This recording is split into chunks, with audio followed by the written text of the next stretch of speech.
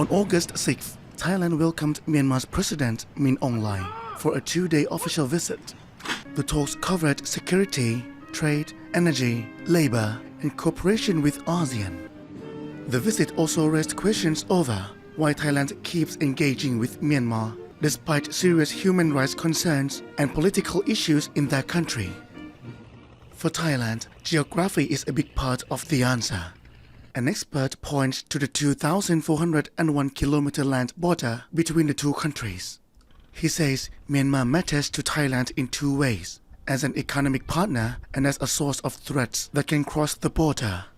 The economic links include border trade, the export of natural gas, and Myanmar workers in Thailand.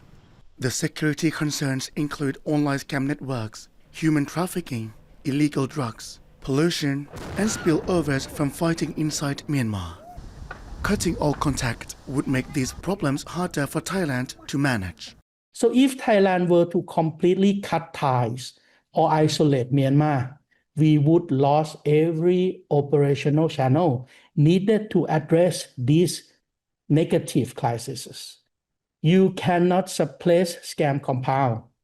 You cannot stop drug flows. You cannot secure energy supply by, shouting across a closed borders. So maintaining a functional, pragmatic relationship with Myanmar is not about endorsing a regimes, Min Aung Hlaing regimes, but engage with Myanmar is an absolute necessity to protect Thailand's national securities, to protect Thailand's national benefits, and most importantly, to protect Thailand citizens. But engagement brings another challenge, human rights, as some say that Thailand should not give legitimacy to countries linked to serious human rights concerns. An expert frames the debate as realism versus idealism, arguing that total isolation can apply democratic principles and moral standards unevenly. Yet, where is this same moral outrage or immediate call for sanction regard Israel action to Palestine?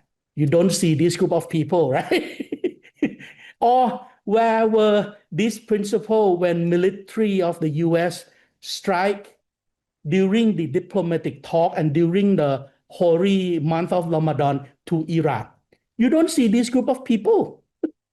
But for Myanmar, there's a lot of people shouting. There's a lot of people run the campaign, right? Hence, if you are the realist, I'm proud to be realist, I myself. But if you are the idealist, please be the idealist, not double standard. Just because this is Myanmar, this is not US, this is not Israel.